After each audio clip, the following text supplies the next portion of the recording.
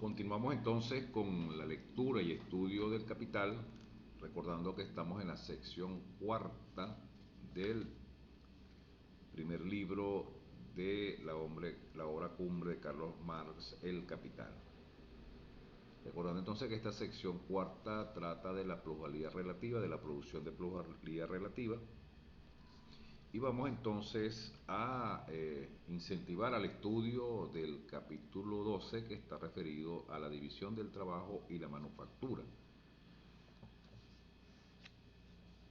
Por supuesto que el capitalismo, en su necesidad, en su hambre de plusvalía, no cesa, y dentro de esos esfuerzos y ese trabajo que hace el capitalismo está la necesidad de perfeccionar los métodos de producción.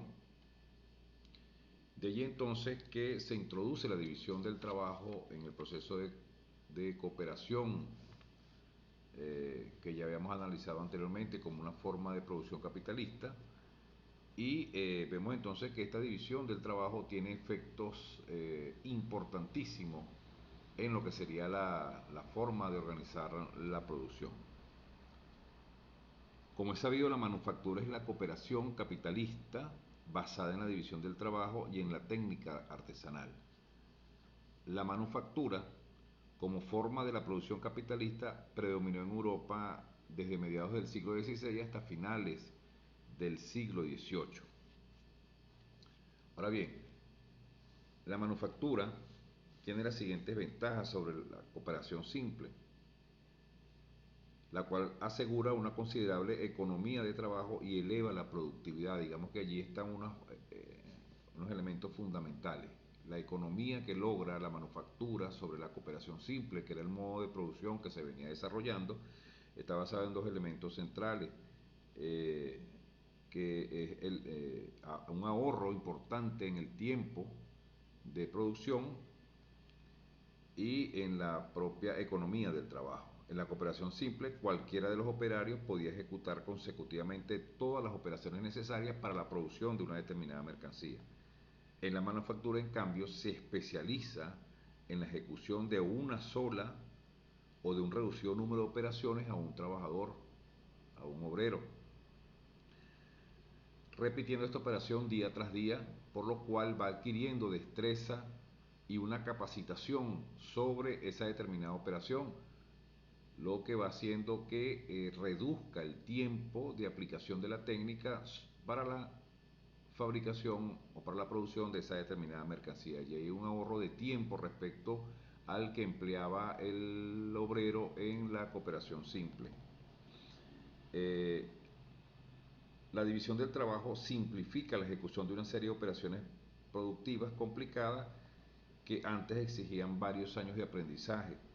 Ahora, en el periodo de la manufactura se acorta enormemente el tiempo necesario para la capacitación de las grandes masas de obreros.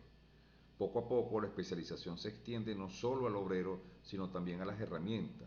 Estaban perfeccionándose y adaptándose cada vez más a la operación parcial a la que se destina. Y todo ello se traduce en una nueva elevación de la productividad. Es decir, hay un desarrollo importante de las fuerzas productivas, producto de esa necesidad de plusvalía que tiene el sistema capitalista.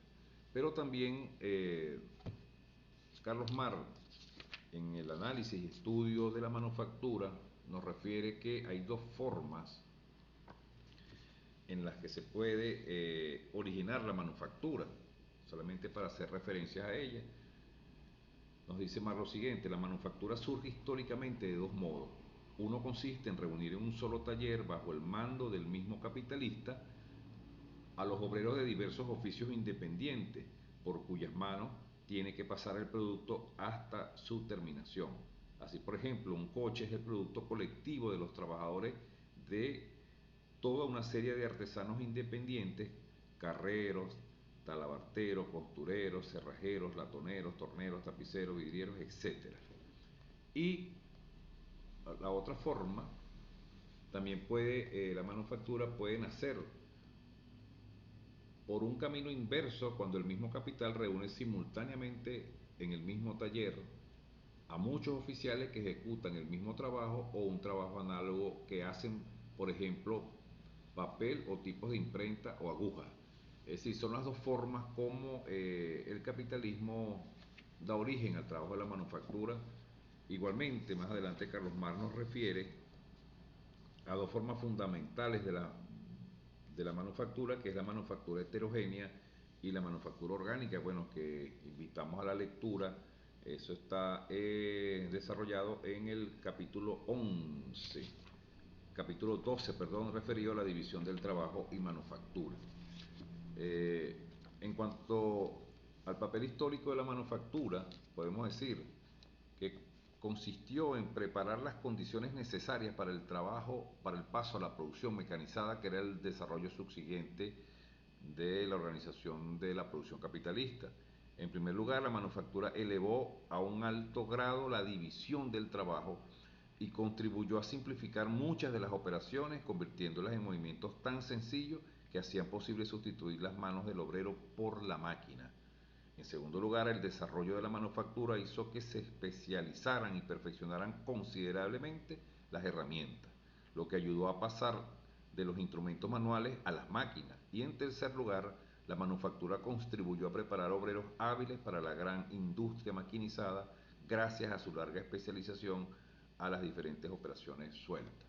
Por supuesto, el desarrollo de estas formas de producción del capitalismo, eh, por un lado, por supuesto, significaron un proceso histórico necesario para el desarrollo de las fuerzas productivas, pero también significó para el obrero un proceso de deformación constante, permanente. Se profundizó la visión del obrero como parte de esa, o pieza de esa maquinaria, de ese proceso productivo, que podía ser explotado, podía ser sometido a relaciones sociales de explotación intensa, como una pieza más.